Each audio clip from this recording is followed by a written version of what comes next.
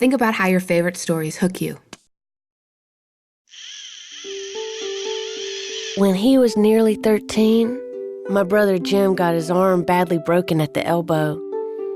When it healed and Jim's fears of never being able to play football were assuaged, he was seldom self-conscious about his injury.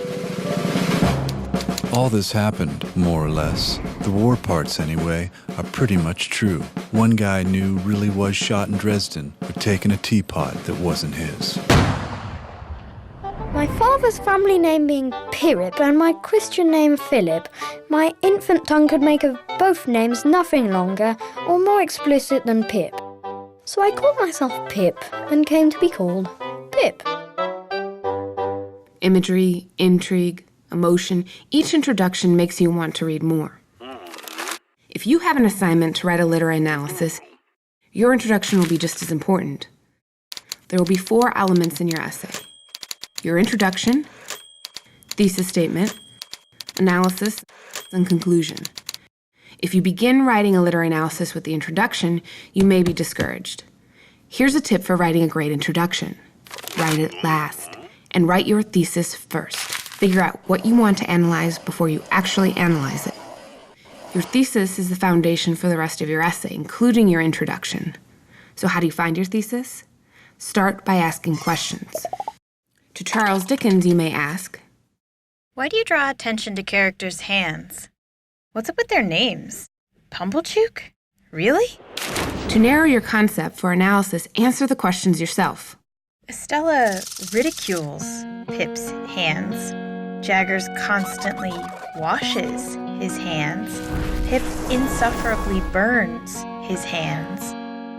Mrs. Joe brings Pip up by hand.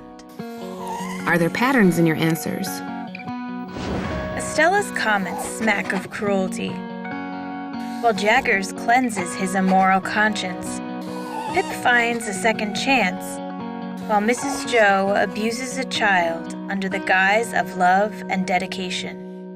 What can you analyze with this pattern?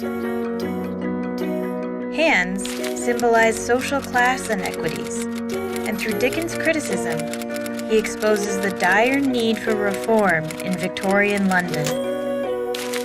What you will do next, which is an entirely different lesson, is to draft and revise your analysis. Only after you write your analysis, return to your introduction. Like authors earlier, try to intrigue and inspire your reader.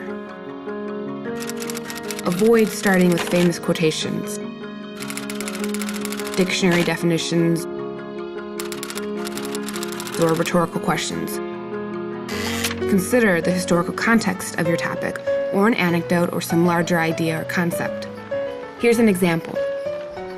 27 bones in the hand and wrist allow humans to concurrently create and destroy. Thousands of hands have been behind history's astounding creations. Hands represent a powerful symbol, one that was not lost on Charles Dickens. In Great Expectations, Dickens uses hands to symbolize social class inequities, and through his criticism, he exposes the dire need for social reform in Victorian London. Take time crafting and revising your thesis and introduction. Remember, if you're bored while writing, your reader will be bored while reading. By the way, did you notice the introduction to this lesson? It didn't start with, here's how to write a thesis and introduction. Would that have hooked you?